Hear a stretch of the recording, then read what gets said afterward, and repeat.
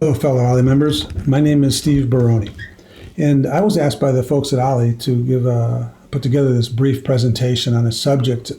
The subject is trust, and it's a word or concept we're very familiar with, yet we don't share a common meaning of it necessarily, and also it's an issue or a subject that is vital in our lives in order to achieve anything, unless we choose to do everything ourselves. If we don't know who to believe, we don't believe anybody, or if we don't know how to accomplish something and we don't want to ask for help for it, we end up either doing it badly or not doing something at all, because none of us know everything and none of us can do everything.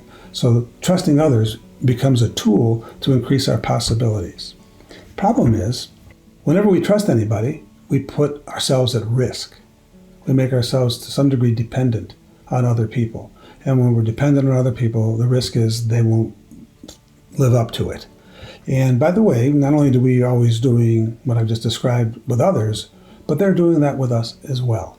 And so it makes sense that among people there be a common meaning of trust, and there may be a common set of standards with which we hold one another, including ourselves, to perform and be with one another in order to not only build trust, but to maintain it, and significantly to restore it if it's been damaged. I propose, for our sake today, that we define trust as an assessment, as a judgment that we make about the amount of risk we're taking. When we believe another person's words, we count on their ability to deliver on what they say, and we count on their ability to do it consistently or reliably.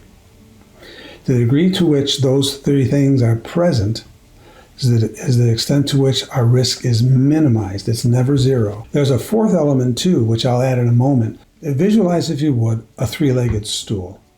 And most people think of three legs, and you're right, there's three legs to a three-legged stool, but there's also a seat, and the seat is the fourth part. If you don't have three legs, you don't have a stool. If you don't have a seat, there's nothing to sit on. If the legs are different lengths, it doesn't work very well. So the strength and length of the legs and the security of the stool are all part of the standards with which we assess trust. The first leg of the stool I call honesty. When we listen to what a person says, we decide, we listen carefully. Say, is that the truth? Is what they're saying to me honest? Is what they're saying to me today what they said to me last week about the same subject? And if it is, just sounds good. But if it's changed, we get doubt.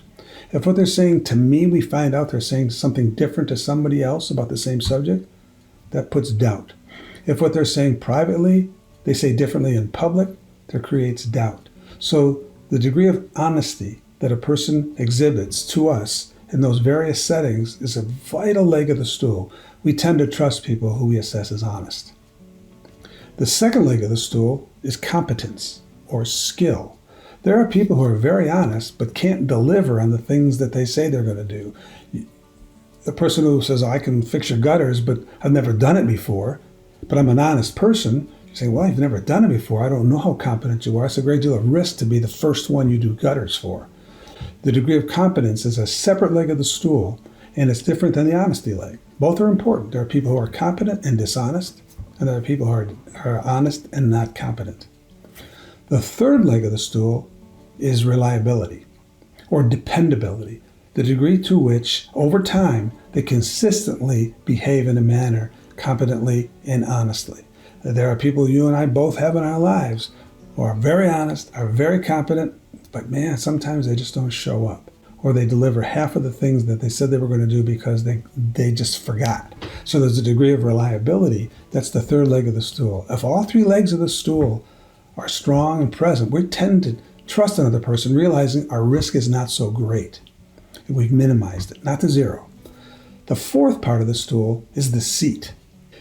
And there are times when we meet people who are both honest, they're not both honest, they're honest, they're competent, and they're reliable, but we have a sense they also care about us.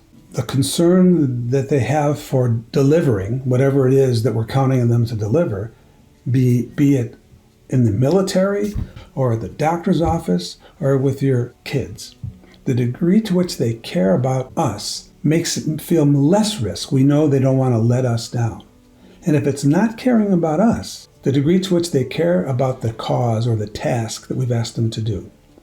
Brief example, when I lived in upstate New York, I had a car, and it was a car that needed repair a lot. And I went to see this mechanic who I believed, he was honest, very competent, extraordinarily reliable, but he didn't like people. He didn't like me either.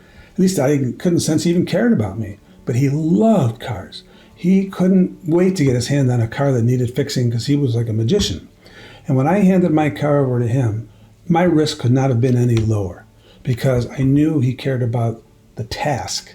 Had he cared about me too, that'd have been fine, but it wasn't essential. So there are people who care about the environment. They care about animals. And so when you are going to count on them to trust them, and they have both the honesty, the competence, and the reliability and caring, your risk is about as low as it's ever going to be. I'm going to pause there. I'll stop there in this video and ask you tonight to watch the news. Listen to what people say. Look at their track record for competence and their background and their expertise, and determine the degree to which what they say is consistent over time, that there's a reliability to that, and they deliver.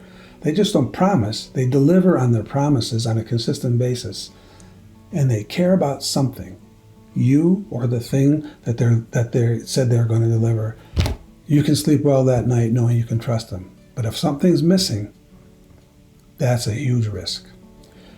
Thanks for tuning in. There's more to this than we can cover in the few minutes that we have, but I hope that you found this useful and helpful. Thank you. Bye-bye.